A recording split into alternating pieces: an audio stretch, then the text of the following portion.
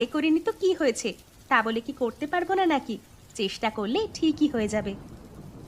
আমাকে বাঁচালে গোপাল। সবই ঠিক ছিল, কিন্তু রান্না করবার লোক পাচ্ছিলাম না। কালকে তাহলে সকাল সকাল চলে যাও। আরে ভাই, তুমি তো নিমন্ত্রণ করলে, কিন্তু কোথায় বনভোজন হবে সেটাই তো বললে না। এই দেখো, আবার ভুলে গেছি। থেকে থেকে ভুলো মনের হয়ে যাচ্ছি। আমাদের বাড়ির পাশের বাগানে ছাউনি করা হয়েছে না, ওখানেই বনভোজন। আচ্ছা ঠিক আছে, আমরা সকাল সকাল পৌঁছে যাব। অনেক কাজ থাকে একটা বনভোজন করতে গেলে। আচ্ছা, আমি তাহলে এখন আসি কেমন? কালকে সময় মতো চলে যেও। মা, তোমাকে আজকে দুপুরই বলেছিলাম না, কতদিন কোথাও নিমন্ত্রণ বাড়ি খাইনি। হয়ে গেছে নিমন্ত্রণ। কে নিমন্ত্রণ করলো রে এই বর্ষার দিনে? আমাদের গ্রামের হরি কাকা আছে না, উনি নিমন্ত্রণ করেছেন। কালকে সকাল থেকে বনভোজন হবে। সেখানে তোমার, আমার আর আমাদের বাড়ির সকলের নিমন্ত্রণ। অনেক ভালো মন্দ খাবার হবে। বাহ, ভালোই হলো। আমার ছেলেটার মুখের স্বাদ বদলাবে। কিন্তু কি ব্যাপার, এই বর্ষায় বনভোজন করবে, আবার সমস্ত খরচও দেবে?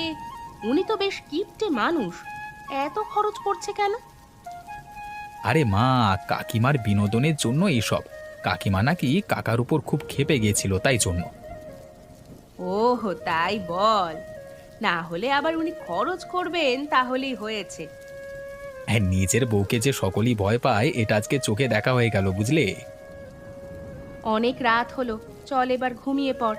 কাল তাহলে সকাল করে উঠে যেতে হবে তো। হ্যাঁ মা, ঘুমিয়ে পড়ছি। কাকিমা, সত্যি আপনার হাতের রান্নার জবাব নেই। যত প্রশংসাই করি না কেন, কম মনে হবে।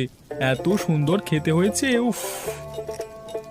হ্যাঁ গো দিদি, এত ভালো রান্না তুমি কোথা থেকে শিখলে গো? আমাকে শিখিয়ে দেবে? হ্যাঁ, কেন শিখিয়ে দেব না, নিশ্চয়ই শিখিয়ে দেব। বাপরে বাপ, কত কিছু পদ! মাছ, মাংস, ডিম, কত কিছু! কোনটা ছেড়ে কোনটা খাই? যার যেটা ইচ্ছে সেটা নিয়ে পেট ভরাও, কোনো বাধা নেই। মাঝে মাঝে সকলে মিলে এরকম বনভোজন করলে মনটাও ভালো হয়ে যায়, হ্যাঁ।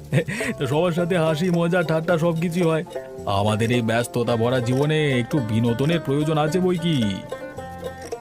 আপনি একদম ঠিক কথা বলেছেন।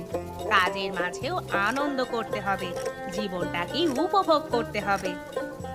এখন সবাই খেয়ে নাও, পরে একদিন আবার এইভাবে বনভোজন হবে। হ্যাঁ, করা যেতেই পারে। শুধু আপনি খরচ করবেন কেন?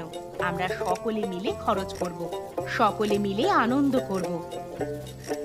একদম ঠিক কথা। জীবন